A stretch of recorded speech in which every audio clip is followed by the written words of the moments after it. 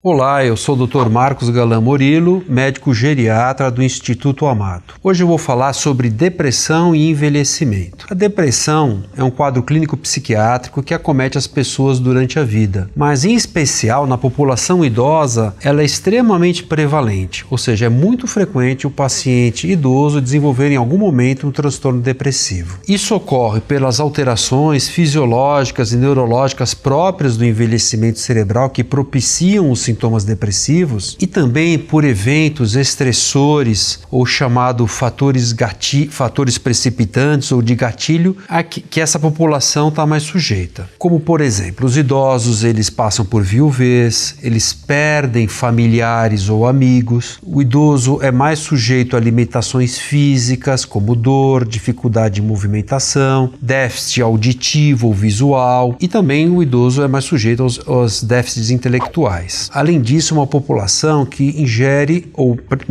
precisa de um grande número de medicamentos. Alguns deles podem causar depressão. É importante diferenciar a tristeza da depressão, que é considerada uma síndrome clínica, uma síndrome depressiva. A tristeza é uma reação emocional comum em momentos em que a gente passa por adversidades ou frustrações. Ela permite uma reflexão mais profunda sobre a vida e a tristeza é importante para elaborarmos as perdas, e levarmos a vida adiante. A síndrome depressiva é uma situação, em geral, em que os sintomas vão surgindo, demoram para passar e são paralisantes. Os sintomas depressivos podem acometer várias áreas da vida humana. Na depressão, o paciente começa a apresentar distúrbios de sono, seja excesso ou falta de sono, alterações do apetite, como falta de apetite ou excesso de apetite,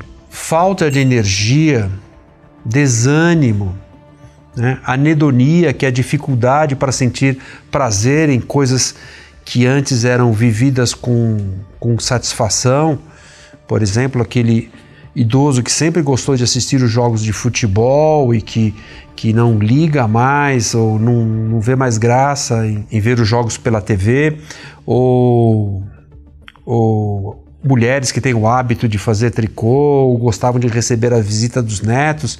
Isso passa a ser uma situação sem graça. Isso é o que denominamos de anedonia.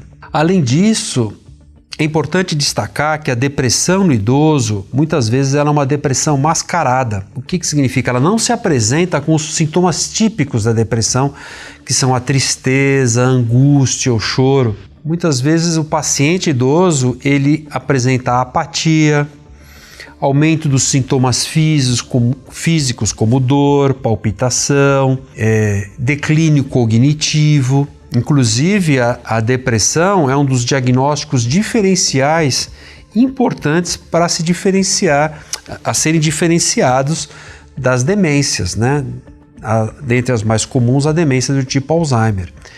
Então, diante de um declínio cognitivo no idoso, nós devemos pensar, estamos diante de um paciente com um transtorno psiquiátrico, como uma depressão, ou com uma doença neurodegenerativa, como a demência de Alzheimer. É importante na população idosa diferenciarmos os sintomas da síndrome depressiva da reação natural de luto. Na reação de luto predomina a tristeza, a falta de energia, e sabemos que cada pessoa tem o seu tempo para viver o luto. Devemos nos preocupar quando esse paciente que está vivendo o luto começa a apresentar sintomas como muita culpa, excesso de perda de energia, dificuldade para retomar as atividades básicas da vida diária, ou até sintomas como delírios ou alucinações. Quando trazido à consulta médica, em geral pelos familiares, o paciente idoso deve passar por uma bateria de exames para um diagnóstico diferencial. O diagnóstico de depressão deve ser realizado na consulta médica por um especialista. Num primeiro momento,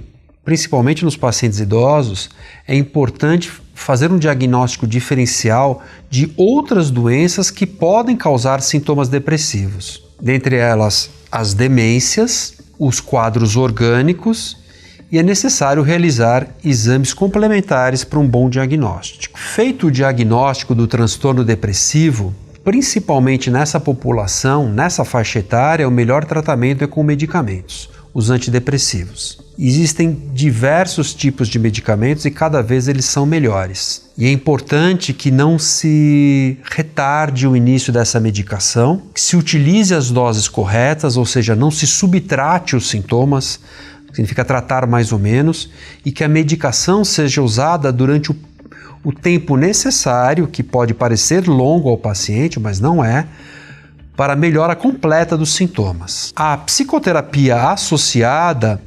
amplifica ou ajuda a obter melhores resultados. Caso você tenha dúvidas, não hesite em colocar as suas perguntas aqui abaixo. E não esqueça de se inscrever no canal. Até o próximo vídeo.